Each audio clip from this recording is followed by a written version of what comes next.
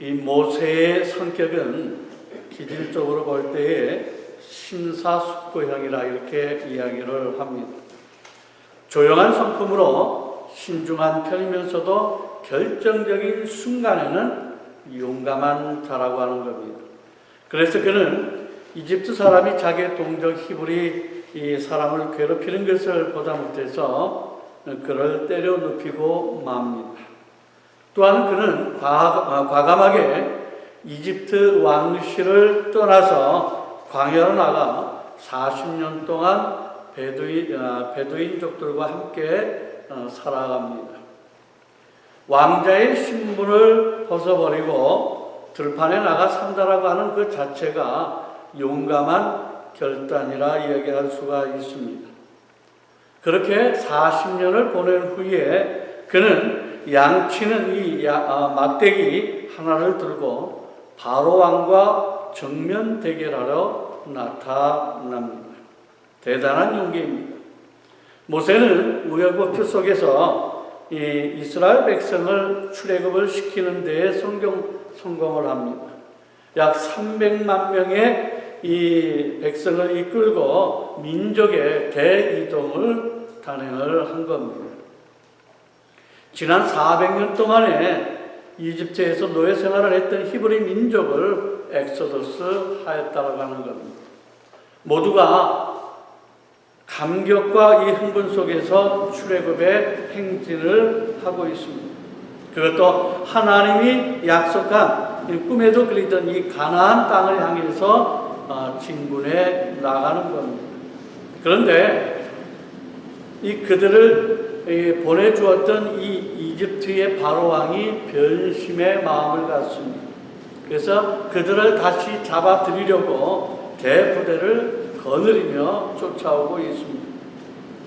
이스라엘에게 입장에 있어서는 그야말로 절체절명의 4년 초가에 놓여 있습니다. 지금 이들이 위치해 있는 것은 지정학적으로 보더라도 왼쪽에는 지중해가 있고 오른쪽에는 끝없는 사막이 펼쳐져 있습니다. 그리고 앞에는 바로 홍해가 가로막고 있다라고 하는 겁니다. 그리고 뒤에는 이제 이집트 군대가 계속해서 추격해 오고 있는 겁니다. 그야말로 어디 갈 수 없는 퇴로가 없는 이 진퇴양난이라고 이야기할 수가 있습니다. 이러한 절박 상황 속에서 이스라엘 백성들은 모세를 향해서 이제 원망의 소리가 나오기 시작을 합니다. 말 한마디 잘못하면 아마 민중의 항쟁이 일어날 긴장되어진 분위기 속입니다. 바로 그때 모세는 또 한 번의 용감한 모습을 보여주고 있습니다. 그것이 오늘 본문 13절의 말씀입니다. 모세가 백성에게 이르되 너희는 두려워하지 말고 가만히 서서 여호와께서 오늘 너희를 위하여 행하시는 구원을 보라. 너희가 오늘 본 애굽 사람을 영원히 다시 보지 아니하리라 라고 선언하고 있습니다. 다시 말해서 지금 이 모세가 이야기를 하는 것은 모든 행동을 멈추고 하나님께 맡겨보자 라고 이야기하는 겁니다. 하나님께 맡겨보자. 아마 이것이 우리가 가져야 될 진짜 신앙이 아닌가. 우리가 위기 상황일수록 야단스럽게 우왕좌왕할 것이 아니라 하나님께 맡기는 용기가 필요하다라고 하는 것입니다. 우리는 때때로 어려움을 당하게 되어지면 하나님이 내 편이 되어달라고, 내가 가지고 있는 모든 어려움을 없이 해달라고 기도를 합니다. 그러나 진짜의 신앙의 모습은 우리의 어려움을 닥쳤을 때 그것을 하나님이 어떻게 역사하시는가 하나님 앞에 맡기는 것이 진정한 신앙의 아름다운 모습이라고 이야기를 하는 겁니다. 그래서 이 진정한 용기라고 하는 것은 앞으로 뛰어가는 것만이 아니라 하나님의 역사하심을 기대하면서 그분께 맡기는 것이다 라고 하는 겁니다. 이것이 곧 신앙의 용기가 되는 것입니다. 다윗 왕도 이 골리앗을 향해 달려나가는 용맹과 함께 하나님께 전적으로 맡기는 용기를 보여주고 있습니다.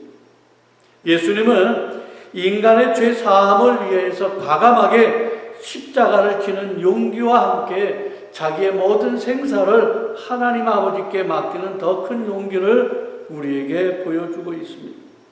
그래서 아버지여, 내 영혼을 아버지의 손에 부탁을 한다라고 얘기를 하고 있습니다. 우리가 성경 베드로전서 5장 7절의 말씀을 보게 되어지면 하나님께 맡기는 용기를 강조하고 있는 말씀을 볼 수가 있습니다. 너의 염려를 다 주께 맡기라. 이는 그가 너희를 돌보십니다. 우리가 하나님께 맡기는 만큼 더 크게 역사하시고 더 완벽한 작품으로 우리를 축복해 주신다라고 하는 것입니다.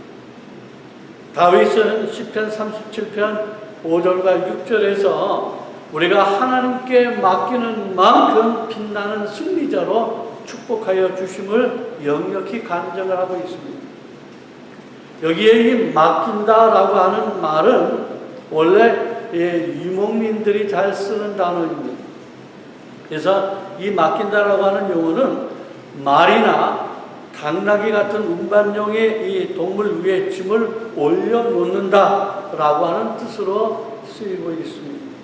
다시 말해서 다 넘긴다, 완전히 맡기는 것을 이야기를 하는 겁니다. 그래서 우리는 뭐든지 맡길수록 편한 것은 사실입니다. 여러분, 돈도 내가 가지고 있는 것보다 은행에 맡기는 것이 더 안전하고 더 마음이 편하잖아요. 짐도 내가 들고 있는 것보다 맡길수록 더 편하다라고 하는 겁니다.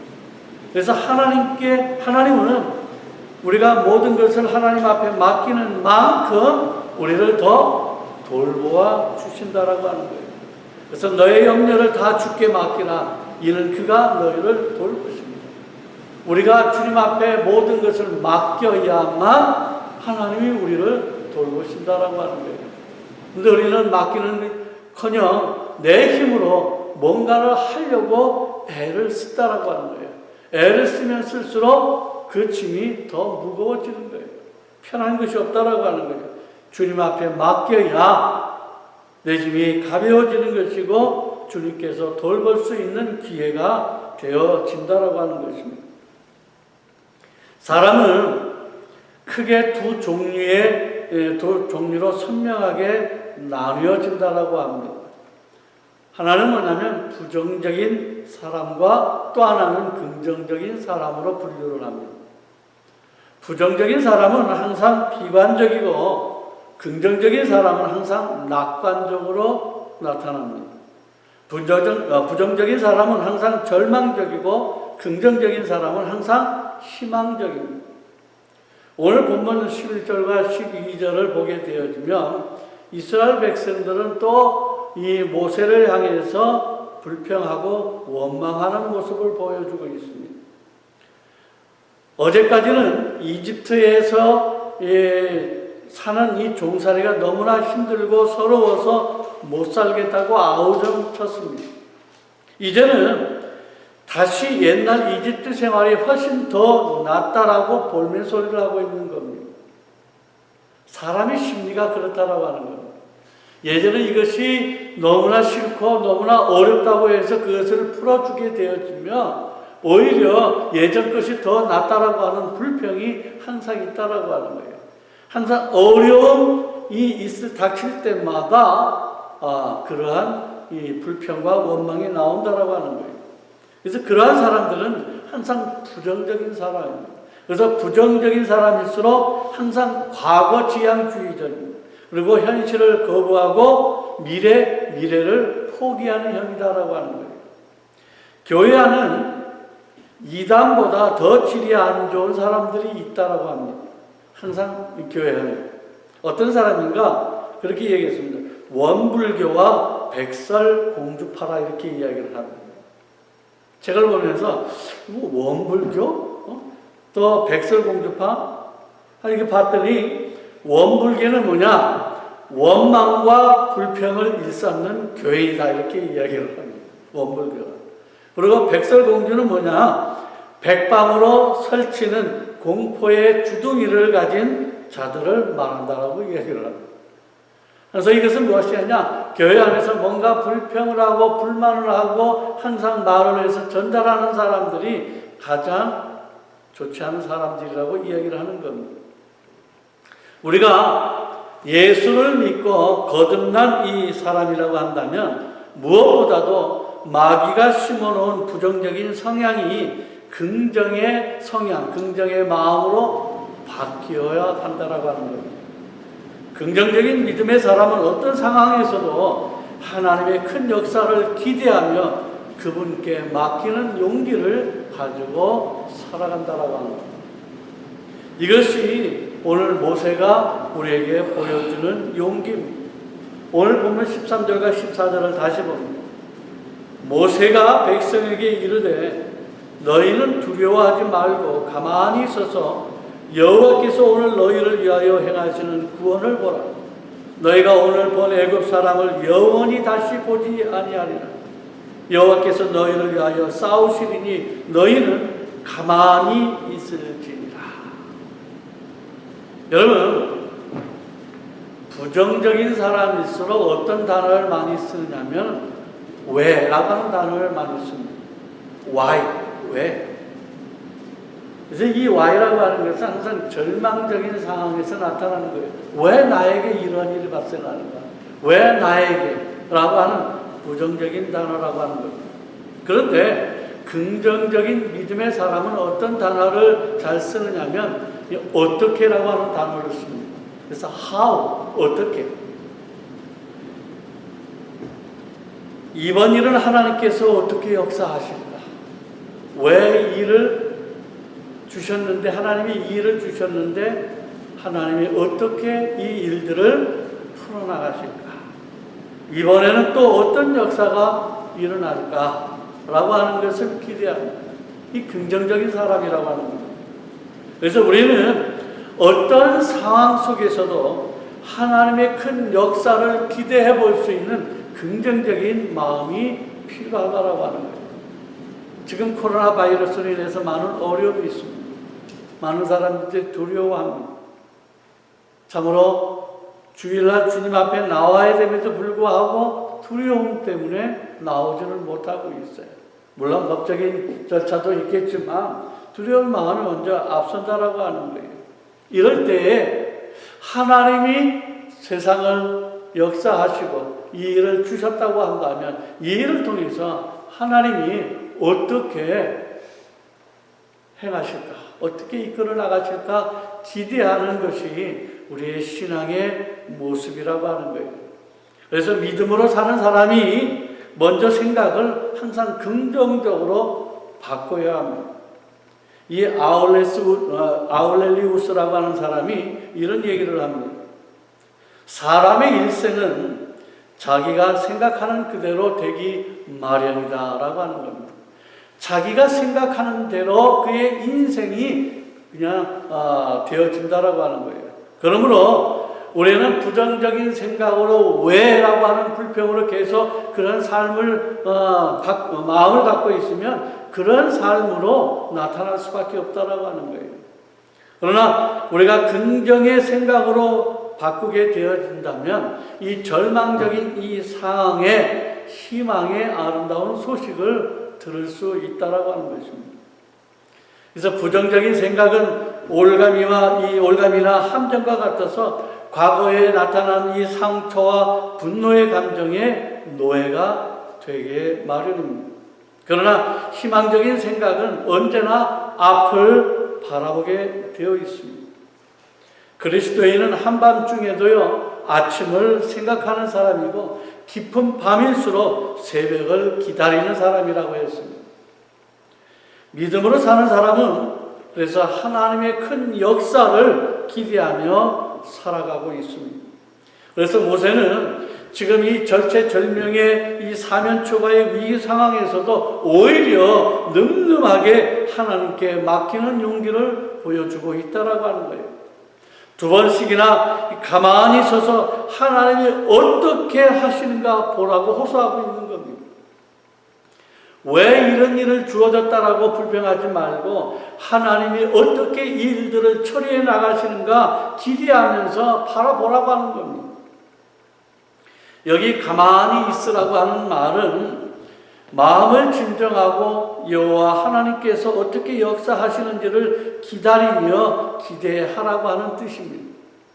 오늘 본문의 말씀을 자세히 보면 하나님께서 어떻게 역사하실는지 매우 구체적인 언급이 있음을 볼 수가 있습니다.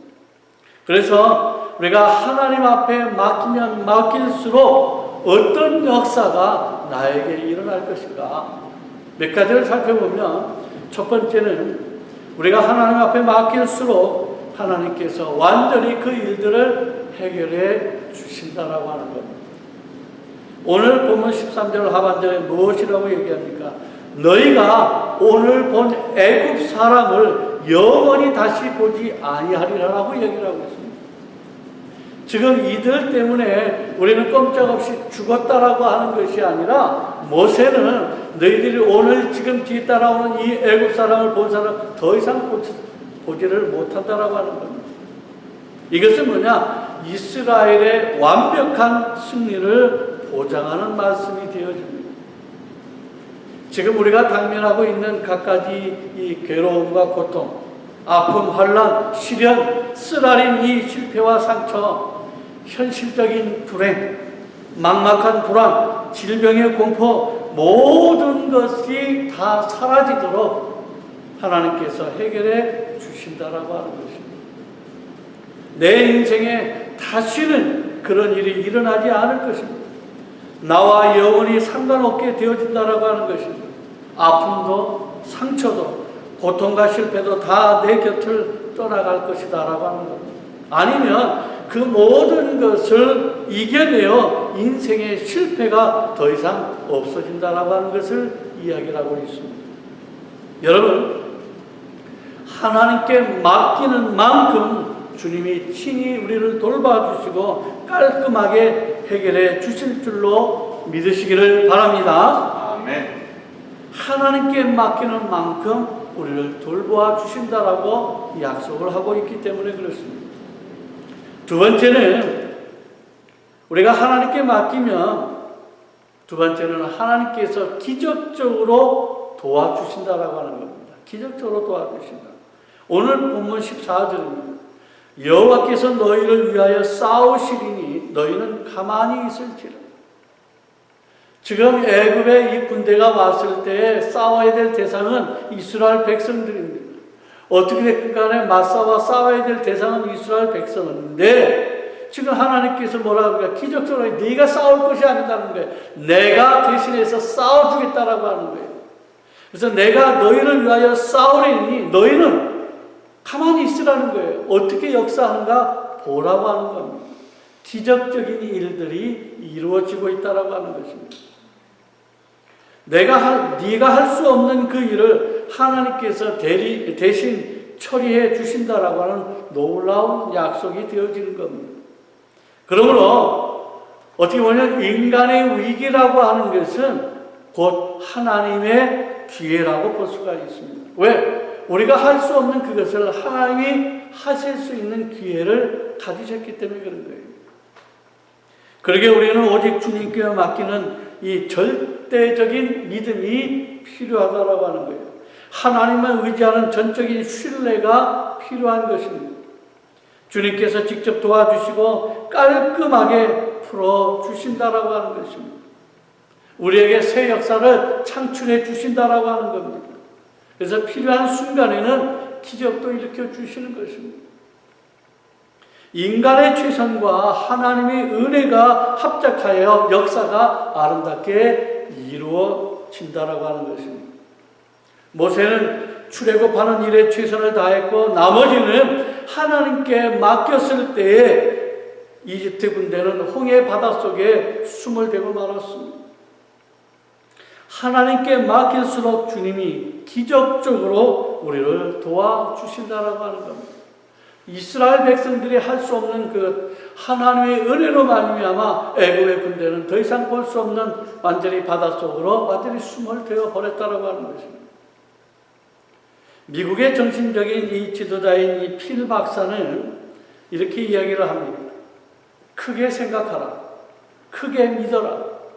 그 다음에 크게 기도하라. 그리고 크게 행동하라. 왜냐하면 하나님은 너를 너의 어려움보다 더 우세한 강자로 만드실 수 있기 때문이다 라고 말씀하고 있습니다. 오늘도 하나님께 맡기는 만큼 하나님의 큰 역사가 저와 여러분들의 삶 속에 일어날 것을 믿으시기를 바랍니다. 네. 맡기는 것입니다. 엘리자베스 이 키빌러 로스라고 하는 사람이 지은 인생의 수업이라고 하는 책에 이렇게 이야기를 합니다. 그 내용을 보면 핵심을 이야기하면 당신은 손을 펴고도 살 수 있다라고 하는 겁니다. 당신은 손을 펴고도 살 수가 있다. 지금까지 늘 주먹을 꽉 움켜쥔 채 살아왔지만은 이제는 손바닥 위에 부드러운 깃털이 놓인 것처럼 평화롭게 손을 편 채로 삶을 살아갈 수 있다라고 하는 것을 깨달았다라고 하는 겁니다. 그래서 그 어느 때보다도 나 자신을 가까이 느낄 수 있었다라고 하는 것을 이야기를 합니다. 무슨 뜻입니까? 지금까지는 내가 내 힘으로 무언가를 해보려고 두 손을 불끈 꼭 쥐고 긴장되게 살아왔다고 한다면 이제부터는 두 손을 편안하게 이 편채로 주님 앞에 내 모든 것을 다 맡기고 사는 여유를 가지라고 하는 메시지가 되어지는 것입니다. 이제부터는 힘 빼고 살라라고 하는 이 평안의 메시지가 되어집니다. 내가 지금 사면초가나 이 진퇴양난 같은 그 어떠한 막막한 이 상황이 갇혀 있을수록 하나님께 맡기는 생활이 필요하다라고 하는 겁니다. 더는 긴장 속에 살지 아니하고 두 손을 편안하게 편 것처럼 여유롭게 살아갈 수가 있다라고 하는 겁니다. 하나님께서 도와주시는 것을 기대하면서 인간적인 말을 그치라고 하는 메시지가 되어지는 것입니다. 그런데 우리는 어리석게도 너무나 내 힘으로 내가 하려고 하는 것이 문제다라고 하는 거예요. 내가 하면 할수록 그것이 더 큰 짐이 되어지고 더 무거워짐에도 불구하고 내 힘으로 하려고 해요. 우리의 삶 속에 내가 할 수 있는 거 어찌 보면 아무것도 없다라고 볼 수가 있습니다. 어떤 일이 와도 하나님 앞에 맡기는 것, 이것이 필요하다라고 하는 겁니다. 시편 46편 1절에서 이렇게 말씀하고 있습니다. 하나님은 우리의 피난처시요 힘이시니 환난 중에 만날 큰 도움이시다라고 이야기를 합니다. 그러면 10절에 넘어가서 이렇게 말씀합니다. 이르시기를 너희는 가만히 있어 내가 하나님 됨을 알지어다. 내가 문나라 중에서 높임을 받으리라. 내가 세계 중에서 높임을 받으리라 하시도다 라고 말씀을 하고 있습니다. 그러므로 이 삶의 현실에서 뜻밖의 고난이나 어려운 문제에 부닥칠 때에 우리는 이런 여유가 필요하다라고 하는 것입니다. 믿음의 선배들의 말을 빌려 표현하자면 하나님께서는 당신에게 대임을 맡기고자 하실 때 먼저 대난을 안겨주신다라고 얘기를 하고 있습니다. 무슨 말씀입니까? 우리에게 오는 대난이라고 하는 것은 우리에게 큰 일을 맡기기 위함이라고 하는 것입니다. 그 일을 위한 장차 감당할 훈련이라고 하는 것입니다. 그래서 인간의 위대함보다는 하나님의 위대하심이 더욱더 강력하게 드러나게 되어지는 것입니다. 나의 약함이 하나님의 영광의 수단이 될 수 있음을 믿으시기를 바랍니다. 나의 밑바닥이 하나님의 영광의 극치가 될 수가 있는 것입니다. 나의 한계가 하나님의 영광의 발판이 될 수가 있습니다. 그래서 내 힘으로 뭔 일을 이룬 사람들에게 있어서 나타나는 것이 뭡니까? 그것이 내가 했다라고 하는 겁니다. 그래서 교만으로 나타나는 겁니다. 자기를 드러내기를 바란다라고 하는 겁니다. 하나님의 영광이 드러나야 될 것을 자기를 드러내는 것으로 인하여 하나님의 사람으로의 삶이 떠나가 버리는 겁니다. 오늘 우리에게 모세처럼 진퇴양난의 막막한 위기 상황에서도 모든 것을 하나님께 맡기고 주님의 큰 역사를 기대하는 믿음을 가지기만 한다면 얼마든지 놀라운 일이 일어날 수가 있다라고 하는 것입니다. 모든 문제가 근본적으로 다 풀려나가게 되어 있습니다. 불행이 떠나가는 겁니다. 악의 세력이 떠나가는 겁니다. 홍해가 갈라지는 새 역사의 지평이 열릴 수가 있는 것입니다. 예수님은 자신의 죽음의 문제까지도 하나님께 완전히 맡겨드렸더니 사흘 만에 부활의 승리하심을 맛볼 수가 있었던 것입니다. 그리고 오늘 우리에게도 그것으로 인해 영원한 생명을 주셨다라고 하는 겁니다. 오늘 우리에게 이 말씀을 통해서 요구하고 있는 것이 뭡니까? 모든 것을 하나님께 맡기는 만큼 승리자가 될 수가 있다라고 하는 것입니다. 새로운 미래가 열립니다.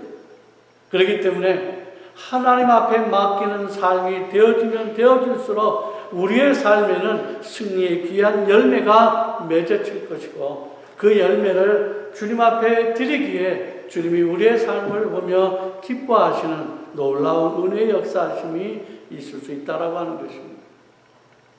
오늘 사실상 현실의 상황은 우리의 삶을 살아가는 현실의 삶은 너무나 어렵고 힘든 것은 사실이에요. 우리가 어려움이 크면 클수록 더욱더 크게 주님 앞에 맡기는 것이 필요하다라고 오늘 말씀을 통해서 우리에게 이야기하고 있습니다. 지금 두려운 마음이 있습니까?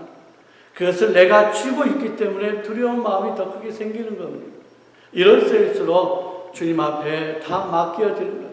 이 일을 통해서 하나님께서 우리에게 어떤 역사를 이룰 것인가 기대하면서 마음 편하게 참으로 주님만 바라보며 나갈 수 있는 그런 신앙이 이번 기회를 통해서 경험되어지고 신앙의 훈련을 쌓아서 여러분들의 삶에 날마다 귀한 영광의 삶이 아름답게 나타나기를 주 예수 그리스도의 이름으로 간절히 축원을 드립니다. 아멘.